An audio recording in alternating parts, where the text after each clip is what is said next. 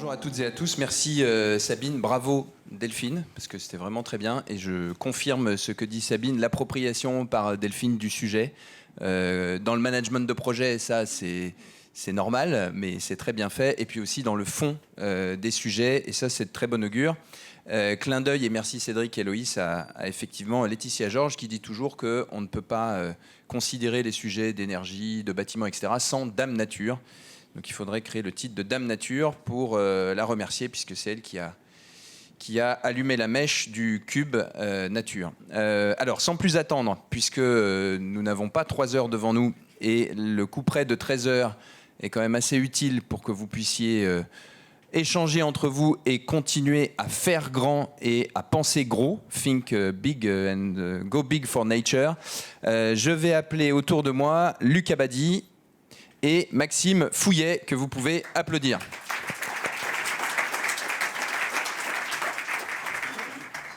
Alors, pour cette première table ronde, nous avons une vingtaine de minutes, compte tenu du temps qui nous est imparti. C'est peu, et vous allez le voir, on va poser, comme très souvent, plus de questions que d'apporter de réponses définitives. Alors, pour présenter nos 2 intervenants qui ont prévu de se prêter au jeu, des questions longues de ma part et des réponses courtes de la leur. Luc Abadi, vous êtes professeur émérite à Sorbonne Université. Vous avez fondé l'Institut de la transition environnementale de Sorbonne Université. Et vous êtes entre autres vice-président du conseil scientifique de l'OFB. Alors, au jeu des acronymes, l'Office français pour la biodiversité. Et je souligne, et ça a vraiment son importance dans les échanges que nous allons avoir, que la démarche interdisciplinaire n'est pas un vain mot et qu'elle a présidé à la création de l'Institut de la transition. Vous en reparlerez peut-être tout à l'heure. Et puis à ma droite, à votre gauche, à la gauche de votre écran, si vous nous regardez en différé, Maxime Fouillet, qui est écologue. Maxime, vous avez travaillé dans une direction régionale de l'environnement, la DREAL, pour le jeu des acronymes. Et aujourd'hui, plus sérieusement, vous êtes médiateur scientifique eau et milieu aquatique, à l'Office international de l'eau. Et vous animez dans ce cadre un podcast que je vous invite à écouter qui s'appelle « Les petits ruisseaux ». Alors, je vais dresser le portrait très rapidement. D'un côté, nous avons la biodiversité, de l'autre, le climat. En matière de biodiversité, on parle d'érosion. Alors, pour côtoyer régulièrement la Normandie, non, il s'agit plutôt d'un effondrement. L'érosion, c'est un phénomène lent, on voit qu'un petit pan de la falaise se détache, etc. Alors, c'est au cœur de l'actualité, puisqu'on a entendu aujourd'hui, peut-être vous l'avez comme moi écouté, aux informations que la Normandie, il y a déjà des enjeux de submersion des côtes qui touchent très concrètement nos concitoyens normands. C'est un véritable effondrement et non pas une érosion lente. On vit ce que d'aucuns appellent la 6e extinction de masse. Il y a eu encore un nouveau rapport de l'IPBES, qui est, pour faire court, le GIEC de la biodiversité, le groupe d'experts internationaux. Et Luc nous dressera à grands traits le portrait de cette biodiversité.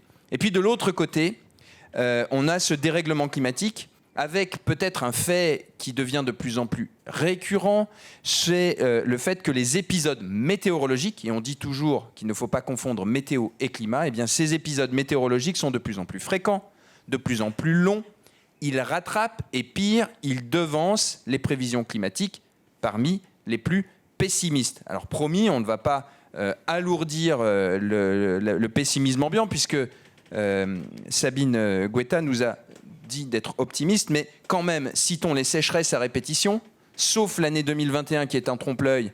Depuis 2017, nous sommes en régime critique en matière d'eau, et la présence de Maxime est aussi en lien avec cette ressource clé. Les fortes précipitations avec des inondations, vous avez peut-être vu le message de prévention du ministère de l'écologie et de la cohésion des territoires qui a été diffusé au mois de septembre pour toute la moitié sud de la France. Prévention face aux épisodes cévenols, donc c'est épisodes de très fortes précipitations qui sont attendus jusqu'à la fin de l'hiver dans la moitié sud de la France. Et puis enfin, une hausse des températures qui est déjà là et qui rend presque obsolète la perspective des accords de Paris, la COP 21, de 1,5 degré. Et quelles que soient les trajectoires empruntées. Bien, alors, une grande écologue, Christine Lagarde, présidente de la Banque Centrale Européenne, au Congrès international de l'Union de la protection de la nature, l'UICN, en septembre 2021, nous a dit « Biodiversité et climat doivent être traités de la même manière, ce sont les deux faces d'une même pièce ». C'est donc quelque part un argument d'autorité, puisqu'on ne peut pas la taxer de faire prévaloir la discipline qui est la sienne. Alors les questions qu'on va aborder, c'est comment placer l'influence du climat parmi les pressions qui s'exercent sur le vivant, quel impact a le vivant sur le climat local, comment est-ce qu'on peut agir à l'échelle urbaine, celle qui est probablement qui relie le plus d'entre vous dans la salle et en différé. Et puis, on va essayer de poser les enjeux et d'esquisser quelques questions. La première, pour vous, Luc, en quelques mots, c'est grave docteur, pardon, quel est le tableau côté biodiversité ? Oui, alors je vais commencer par le côté négatif des choses. Oui, c'est grave, docteur. Vous avez employé le terme effondrement. Je pense que c'est un terme qui est correct.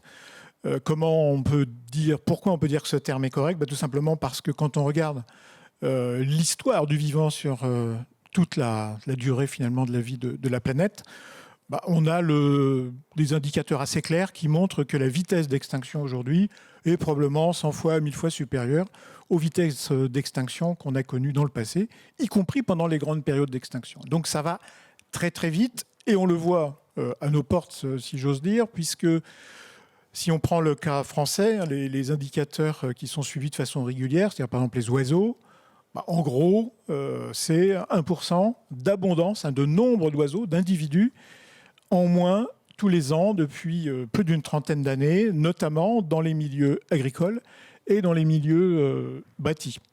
La bonne nouvelle, c'est que dans les zones protégées ou dans les forêts, ça va moins vite, même parfois ça peut être positif, donc ça montre bien que des politiques finalement de conservation de la nature peuvent avoir une certaine efficacité. Il y a d'autres indicateurs, par exemple les pipistrelles, les chauves-souris. Là, on est plutôt sur de l'ordre de 3% par an, ce qui est assez effrayant. Donc effectivement, on a un effondrement de la biodiversité, donc qui se traduit par cette diminution d'abondance. Ici, elle se poursuit, c'est pas besoin d'être un grand mathématicien. Si vous avez 1% de diminution d'abondance par an, vous calculez assez vite à quel moment on n'a plus personne. Donc on est bien sur des dynamiques d'extinction qui sont généralisées.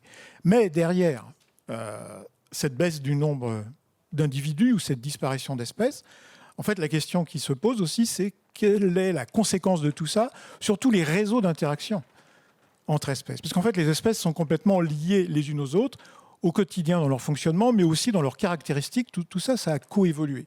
Et aujourd'hui, les travaux scientifiques montrent quand même que lorsqu'on a une diversité élevée en espèces, ou de la diversité génétique au sein des espèces, c'est un aspect qu'on oublie souvent, eh bien, la tendance, quand même, c'est d'avoir une productivité éventuellement plus forte. On l'a vu très bien sur les prairies. Ça a l'air d'être le cas aussi sur les forêts, par exemple. Donc, on peut combiner production économique et biodiversité.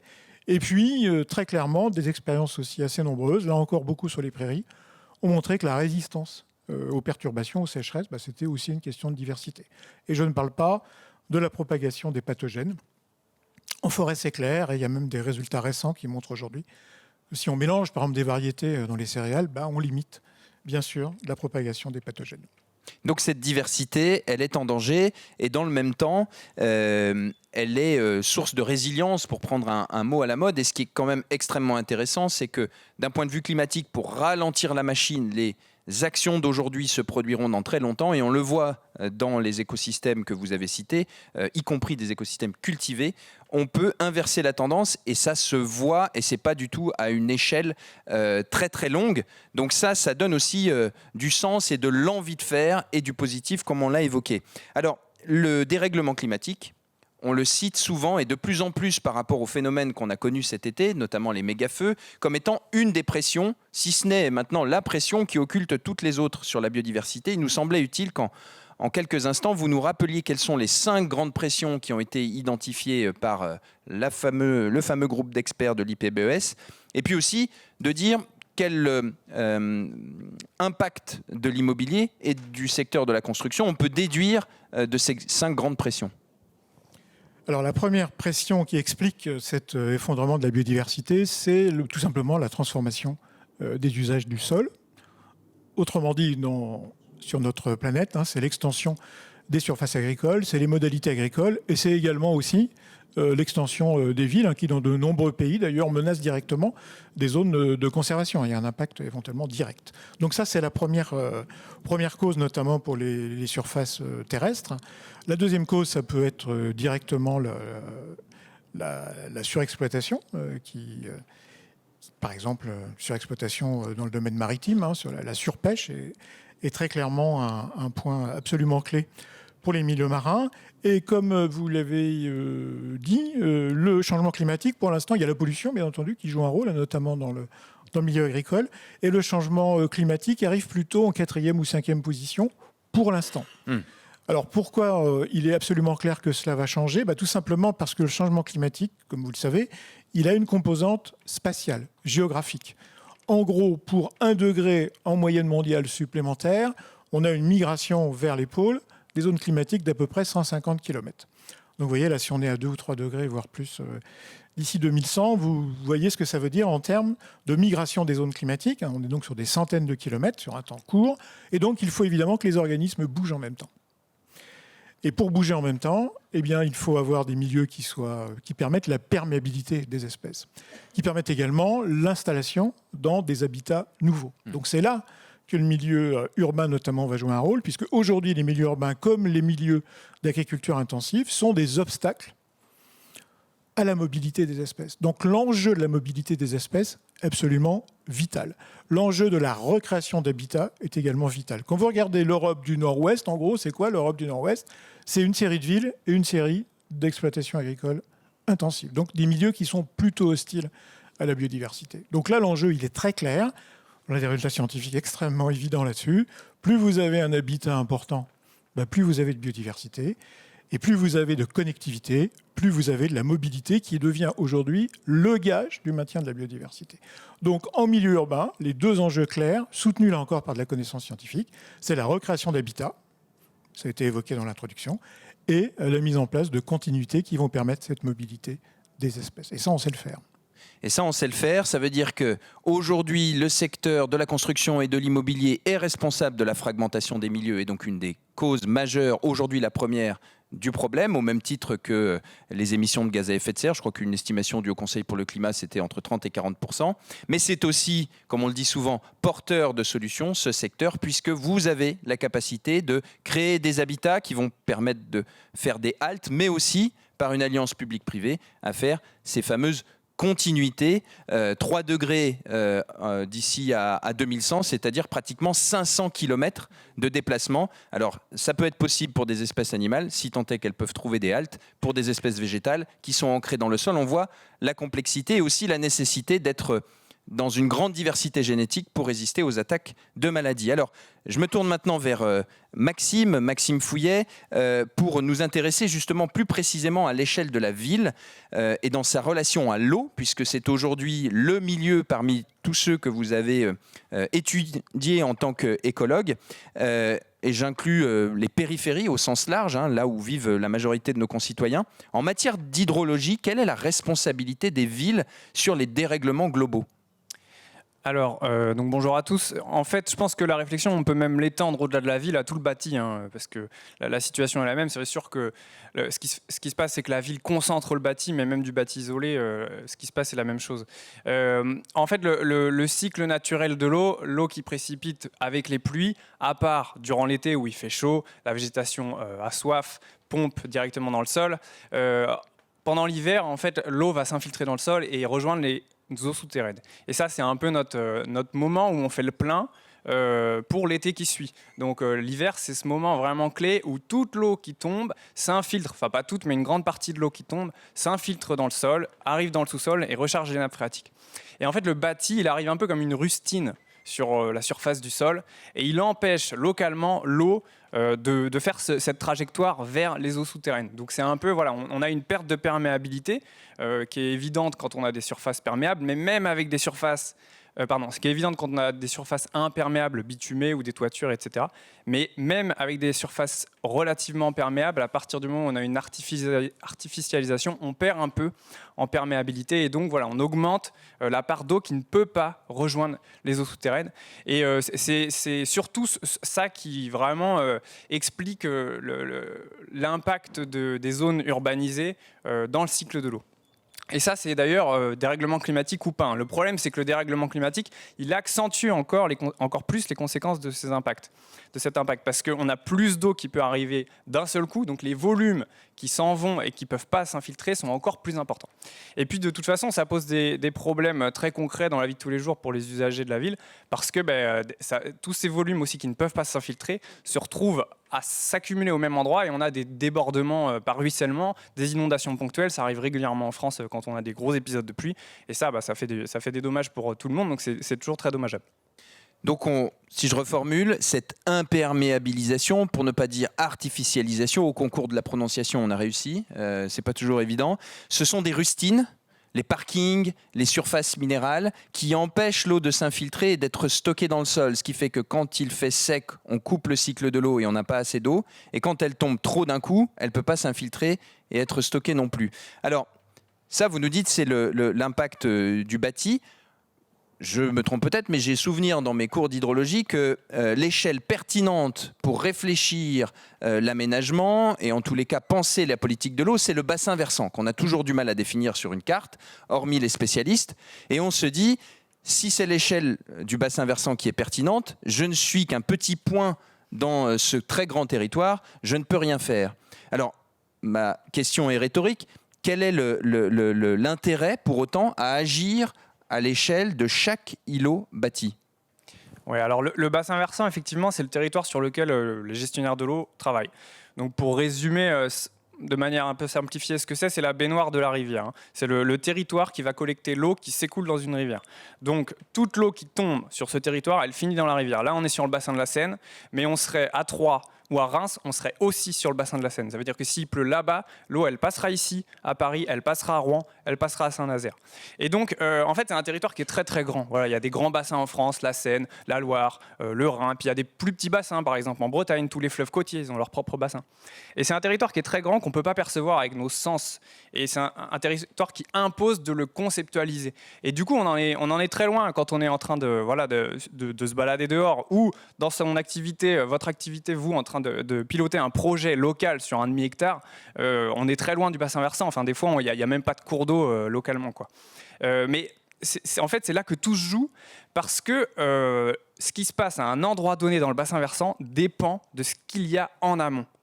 Et donc, il y a vraiment un lien entre l'aval du bassin et l'amont du bassin sur le plan hydrologique, qui fait qu'à un point donné, les problématiques d'inondation ou de sécheresse, elles sont accentuées par ce qui peut se passer en amont, ou alors au contraire, elles peuvent être amoindries. Mais donc il y a vraiment ce lien au territoire, et même si on bosse que sur 5000 m², le fait est que chaque petite portion du territoire qui va être moins perméable va avoir un impact sur l'aval de là où on se trouve, avec une augmentation des possibilités d'inondation et puis forcément une plus forte sensibilité à la sécheresse. Et ça, c'est vraiment quelque chose qui est difficile, parce que le bassin versant, c'est une idée, mais d'un point de vue ressources en eau, c'est vraiment une réalité, et c'est même une contrainte dont on ne peut pas s'extraire. Vous ne regarderez plus jamais une baignoire de la même façon. Merci Maxime pour ces images. On va y revenir. Alors, je m'adresse à Luc maintenant. Les effets du dérèglement climatique, on en a parlé, et même de l'effondrement du vivant, ils sont déjà là. Et alors, il y a une notion qui semble faire une percée extraordinaire ces derniers mois. Aujourd'hui s'ouvrent le congrès et le salon des maires. Les élus en parlent, les entreprises, celles qui sont dans la salle et bien au-delà, et même dans les médias grand public, c'est le mot adaptation. L'atténuation, c'est peut-être un peu conceptuel, on a du mal à se figurer la portée de nos actions. En revanche, s'adapter parce que le thermomètre augmente, le thermostat, on va avoir trop chaud, on va avoir trop de pluie, etc., c'est déjà là. Et il y a des solutions qui semblent être une panacée, qu'on appelle les solutions fondées sur la nature. Autrement dit, la traduction dans la pratique des services dits écosystémiques. Là, on a perdu tout le monde. On n'a plus l'image de la rustine ou de la baignoire. Luc, est-ce que vous pouvez nous définir ce que sont ces solutions fondées sur la nature ? Ces solutions fondées sur la nature, finalement, elles procèdent d'un constat qui est assez simple. C'est qu'on a un monde qui est peuplé par des espèces qui sont en interaction les unes avec les autres à travers la compétition, le parasitisme, etc., la coopération. Et ces espèces sont là depuis longtemps. Autrement dit, via la mécanique de la sélection naturelle, de l'évolution d'une manière générale, eh bien, les caractéristiques morphologiques, physiologiques, de comportement, etc., de ces espèces sont adaptées, puisque le mot était prononcé, à des situations environnementales qui ont d'ailleurs varié dans le temps. Et c'est bien ça aujourd'hui quand on parle d'adaptation, on cherche des solutions qui ont une certaine résilience, qui vont pouvoir encaisser en quelque sorte les variations prévisibles de l'environnement. Et donc ça, la nature, par cette mécanique évolutive, elle le fait très bien.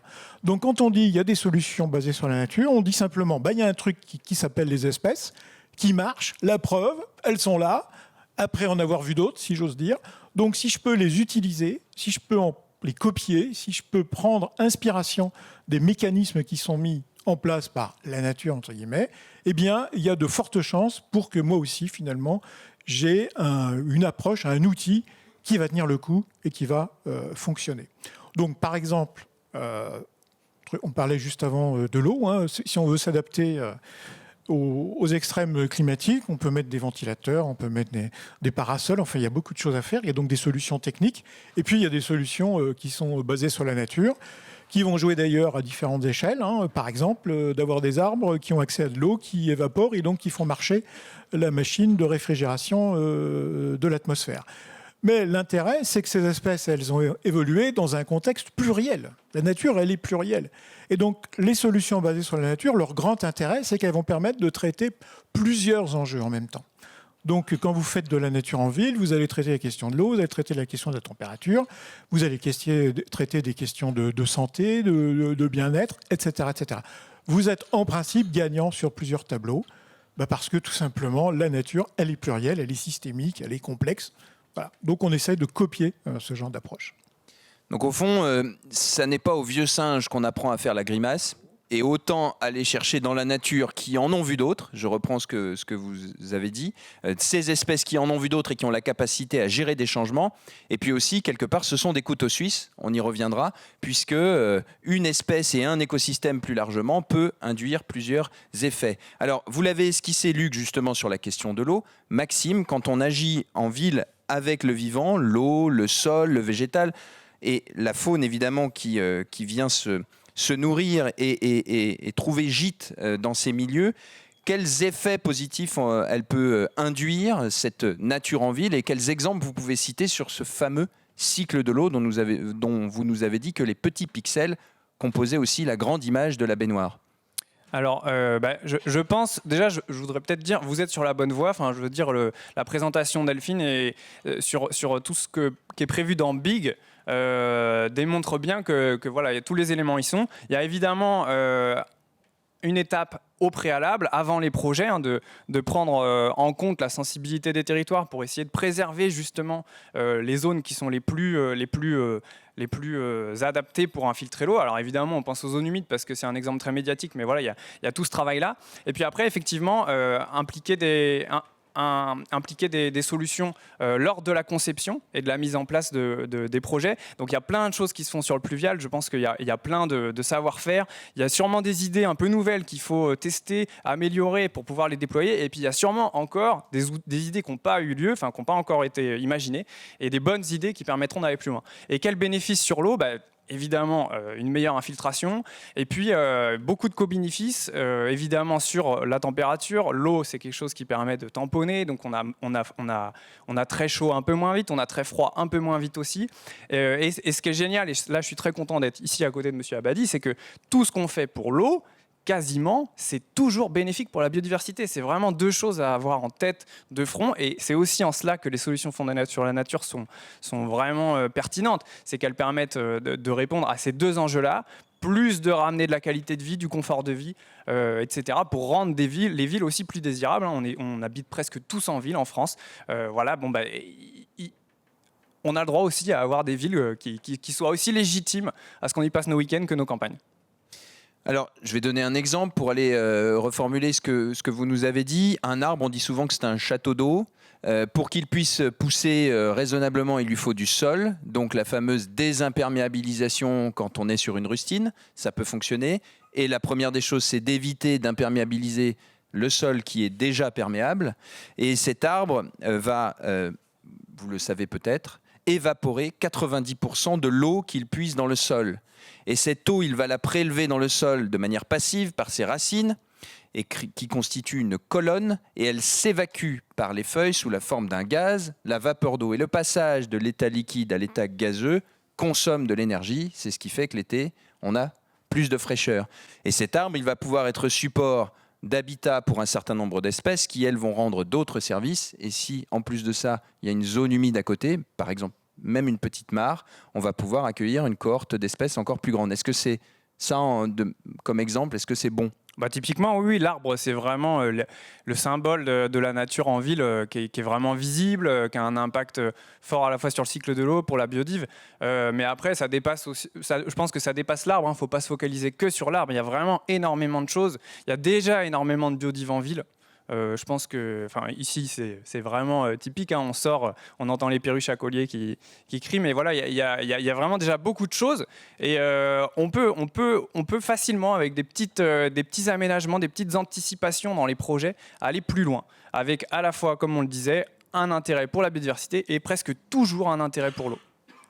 Alors, on a plusieurs définitions du vivant, on l'a évoqué là. J'ai envie de la synthétiser autour de 3 dimensions. D'abord une dimension écologique, au sens scientifique du terme, c'est-à-dire préserver et favoriser la régénération d'écosystèmes fonctionnels, où il peut y avoir un déplacement des espèces. Luc nous a expliqué l'intérêt, ne serait-ce que vis-à-vis du dérèglement climatique. Donc première dimension écologique. Une dimension servicielle, les services multiples rendus par la nature que vous avez évoqués tout à l'heure, infiltration des eaux, rafraîchissement, et j'en passe. Et puis enfin, une dimension qu'on n'a pas beaucoup évoquée ici, mais qui est au cœur du programme BIG, c'est la dimension sociale et sociétale. Le fait que pour protéger la nature, il faut qu'on ait une relation sensible à elle. C'est ce qu'on appelle l'extinction de l'expérience de nature. On a perdu quelque chose, et puis aussi des bénéfices sur le lien collectif. Ça fait quand même beaucoup. Et je vois pointer tout de suite, et là c'est une question pour tous les deux à la cantonade, l'opposition nature-culture. En disant, d'un côté, on va faire quelque chose de très social, mais attendez, les espèces, je ne peux pas les protéger. De l'autre, je vais faire quelque chose qui est très adaptatif et serviciel. Le lien social, on verra après.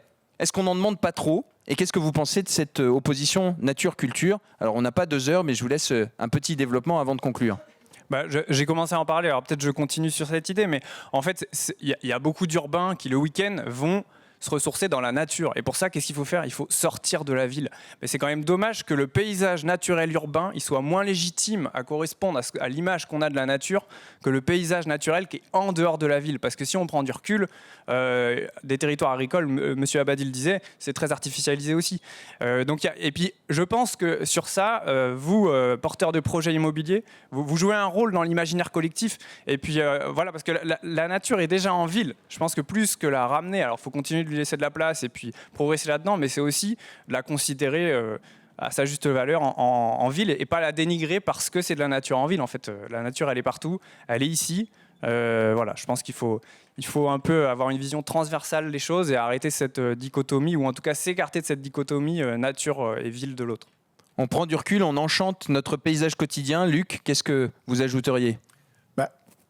Je pense que cette opposition nature-culture, elle vient du fait quand même qu'il y a une dimension particulière dans l'espèce humaine. C'est un degré de conscience extrêmement élevé qui existe chez d'autres organismes, chez d'autres animaux, mais qui est quand même particulièrement élevé chez nous. Et donc la construction finalement d'un monde artificiel dans nos têtes de représentation. Avec peut-être pour la civilisation occidentale, peut-être un biais de cette relation culture-nature qui a été pendant longtemps qu'on a cru en quelque sorte pouvoir exacerber la dimension proprement humaine de l'espèce humaine. Donc on a oublié notre côté un petit peu animal, et plus que ça, on a oublié notre côté, on est inséré justement dans un grand ensemble. Nous aussi, on fait partie de ce réseau d'interaction, ni plus ni moins que les autres. D'ailleurs, au passage, la modification de l'environnement qu'on est en train de produire aujourd'hui avec tous les effets négatifs, c'est un truc que font beaucoup d'espèces. En écologie, on appelle ça la construction de niches écologiques. Ça revient à dire que la meilleure manière de s'adapter à un environnement défavorable, c'est de prendre le contrôle sur cet environnement et de le construire un environnement proximal qui est proche. C'est ce que font les termites, etc. Il y a énormément les castors et tout ce que vous voulez. Il y a énormément d'exemples. Alors, nous, on a un petit peu fait ça, comme toutes les espèces, mais grâce à notre intelligence, notre conscience, etc., on est allé trop loin. Et donc, aujourd'hui, le grand enjeu, et des fois j'ai l'impression qu'on ne comprend pas, c'est de revenir dans ce qu'on appelle les limites planétaires. Ça va très mal. La transition écologique, ça procède de ce constat, c'est qu'on a dépassé des limites, donc il faut y revenir d'urgence. La planète devient non viable, non vivable. C'est ça que ça veut dire. Donc cette relation culture-nature, pour moi, là, elle est en train brutalement de rechanger. C'est-à-dire que si on est d'accord avec le constat qu'on est sur une dégradation profonde de la planète et qu'il faut donc faire une transition écologique, écologique, ça veut dire oikos, l'habitat. Donc c'est ça, transition pour revenir vers une planète habitable. C'est simple, ça ne doit pas être un truc en plus d'autres politiques, d'autres visions. Ça doit être structurant de toutes les politiques à toutes les échelles. Quand on subventionne à l'aveugle la consommation de carburant ces derniers temps, moi, je dis que si on a compris ce que veut dire le mot transition écologique, l'expression transition écologique, c'est non. Voilà. Donc ça change un peu quand même les hiérarchies. Eh bien, merci à chacun d'entre vous. On peut les applaudir pour ces interventions.